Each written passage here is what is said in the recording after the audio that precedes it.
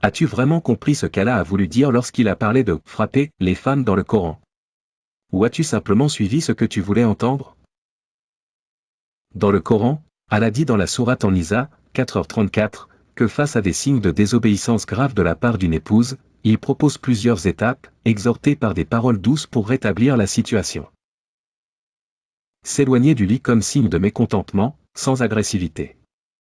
Et seulement si ça ne change pas, il est autorisé de faire un geste très léger, symbolique, qui n'a rien à voir avec de la violence. Certains savants disent que cela ressemble à taper doucement avec un siwak, petit bâtonnet pour se brosser les dents. C'est dire à quel point cela doit être symbolique, sans douleur ni blessure. Première chose, le « frapper » ne veut pas dire « frapper violemment » ou « faire du mal ». Le mot en arabe utilisé est « daraba », qui a plusieurs sens, frapper, mais aussi faire un geste symbolique, toucher légèrement, ou même s'éloigner dans d'autres contextes. Dans la compréhension des savants, il est interdit de frapper violemment, de bénir, d'humilier ou de rabaisser. Le prophète Mohammed, paix et salut sur lui, n'a jamais frappé une femme ni même un enfant dans toute sa vie. Il a dit dans un hadith authentique, « Ne frappez pas les serviteurs d'Allah ». Rapporté par Abu Daoud, authentifié par Al-Albani.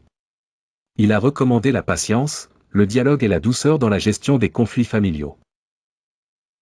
Les grands savants expliquent que même ce geste symbolique est un dernier recours extrême, et qu'aujourd'hui, dans nos sociétés, il vaut mieux éviter totalement toute forme de geste. Deuxièmement, ce verset ne donne jamais le droit à la brutalité, au contraire, Allah a ordonné aux hommes d'être des protecteurs, des bienfaiteurs, des compagnons de miséricorde pour leurs épouses. Le foyer doit être bâti sur l'amour et la tendresse, pas sur la peur et la violence. En réalité, celui qui utilise ce verset pour justifier la brutalité ou pour dominer sa femme est loin du chemin d'Allah. Il est proche du chemin du Shaitan, qui détruit les foyers par l'injustice et la colère. Quand tu fais du tort à ta femme, penses-tu que tu marches sur le chemin d'Allah, ou que tu suis celui du Shaitan?